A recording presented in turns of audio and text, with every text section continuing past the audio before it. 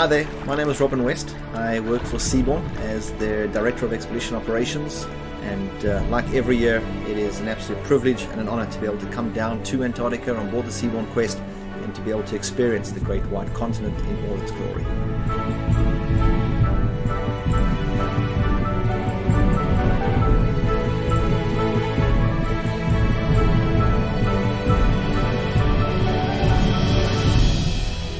Very hard to describe to the average person what Antarctica is all about. You show people photographs, you tell them about it, you tell them about what they're going to see, what their experience entails, but it's not until you get down to Antarctica and actually experience it for yourself that you really understand.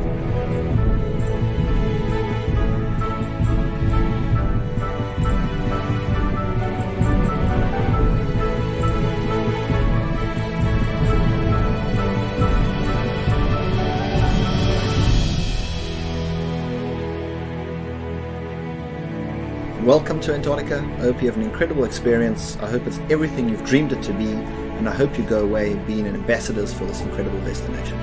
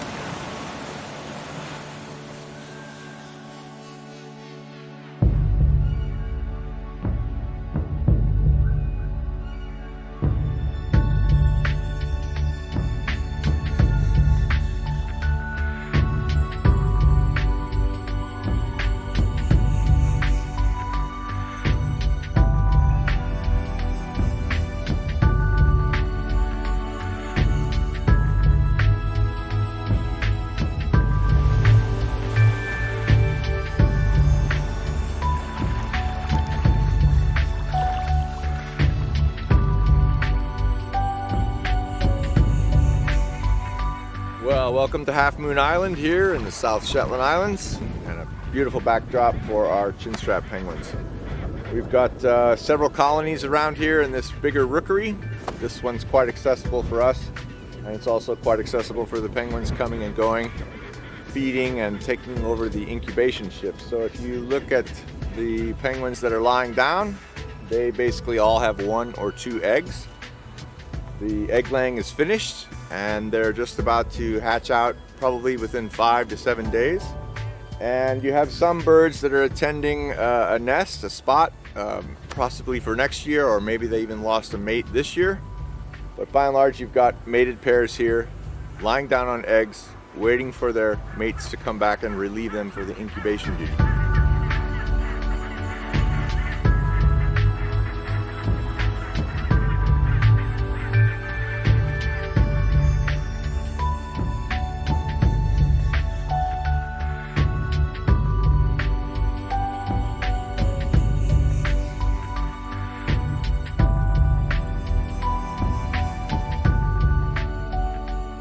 Seven Weddell seals are having a snooze on the snow, enjoying the sunshine as the rest of us are. Weddell seals are one of the champion deep divers, so they're resting up after probably expending quite a bit of energy foraging out in the ocean, in the waters behind us here of the South Shetland Islands or the peninsula. In the past couple years, we've definitely noticed that some individual Weddell seals return to this particular area on Half Moon Island year after year. We can tell them apart by the markings that kind of look like camouflage splotches found on the undersides of their body. So with one photo of a seal belly, you can tell individuals apart, similar to what you can do with things like humpback whales and killer whales for individual identification.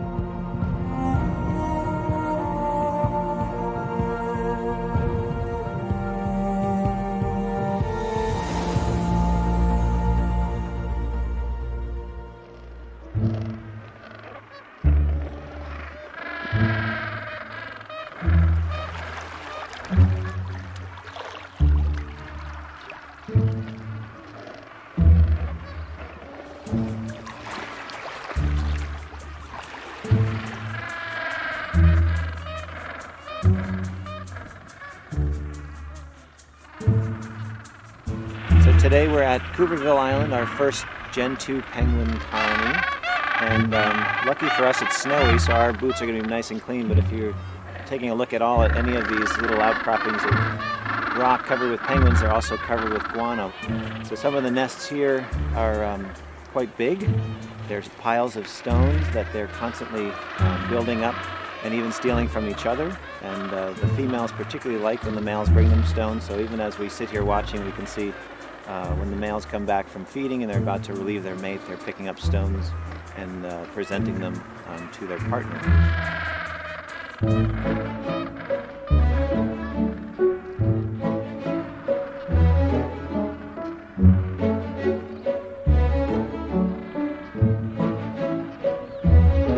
Another interesting thing about this site here at Cooperville Island is the number of penguin highways here. The snow is quite deep, and in fact when we got ashore we had to land right onto the snow because there was no beach, it was all snow. And so coming from the shore up to this colony and then up to the colony above, there's some very distinct penguin highways, and so it's basically kind of like what we do. The first group to come ashore has sometimes a rough time setting the trail, but then by the end of the landing it's all packed down and much easier. So that's what these guys are doing. They're finding the path of least resistance.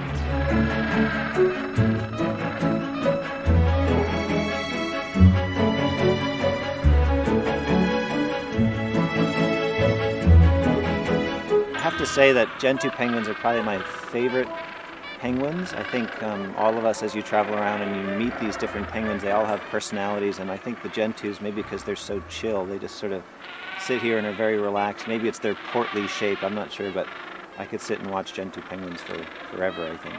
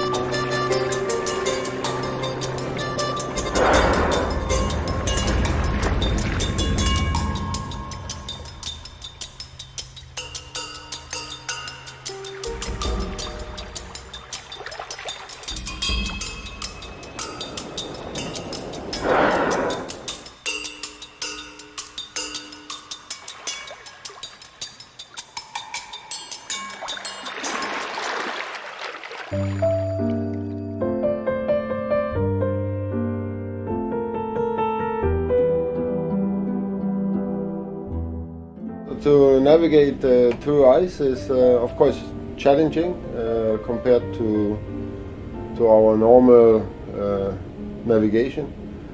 You need a team of good and experienced officers. Over the years, since we started in 2013, we have built up a strong team on the bridge who have now gained experience navigating in the ice. And it's basically to navigate through a minefield, because you have a lot of growlers around you that you don't like to hit. And you know, we're down in Antarctica to show as much ice as possible to our guests, but at the same time avoid the ice. At least we don't want to hit it, of course. And when you sail in ice, you also have to consider your speed. The more ice you have, the slower you have to go to assess the situation better, but also if you have an impact with a smaller piece of ice, then you will not have any damage to the ship. And challenging is also the wind, because the ship is drifting a lot. When we are slowing down because of the ice, the ship is drifting more. So sometimes it's like sailing with a big sailing ship, actually, where the wind is sometimes against you and sometimes with you.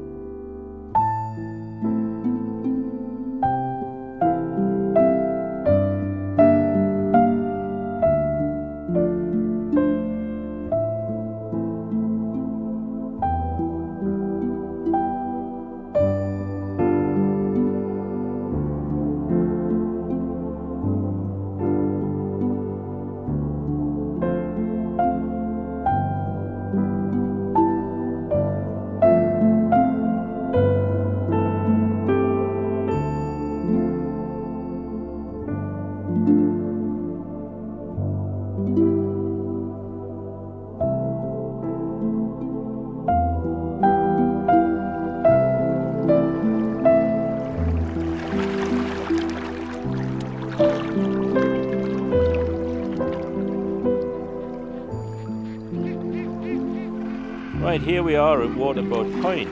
This is a historic site where there was an overwintering party of only 2 young men here in 1921. They were going to be part of a bigger expedition that assembled at Deception Island, but everything went wrong, and so they decided they would do something while they were in Antarctica, and they hitched a ride with a whaling ship. It brought them down here. They found an abandoned waterboat here, which they camped in, and they stayed here for an entire 12 months. They did the first real penguin study on the Gen 2 penguins, and then they made a tidal gauge with a water barrel and did the full 12-month tidal study. I mean, these 2 young men, incredible to come down here 12 months, not fully provisioned, and having to live on penguins and seals. I just think it's such a wonderful story.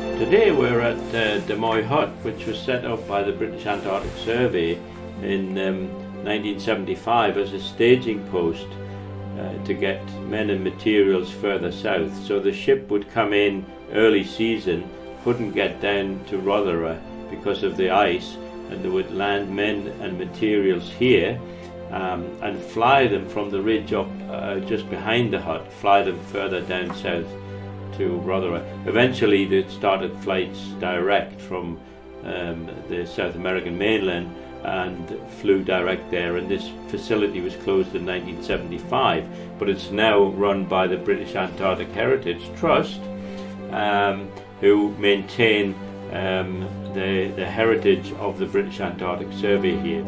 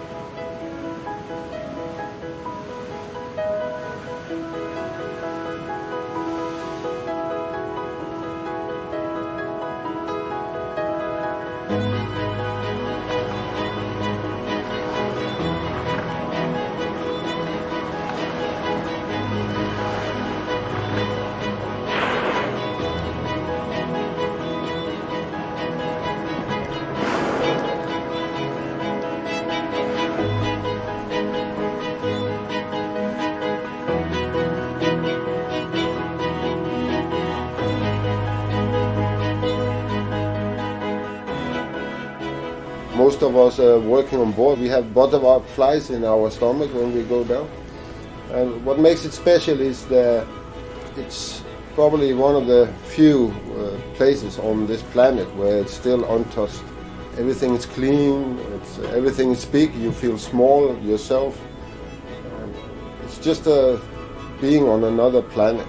So I personally can't get enough of it. And if I get the opportunity, I will hang around down here until I retire.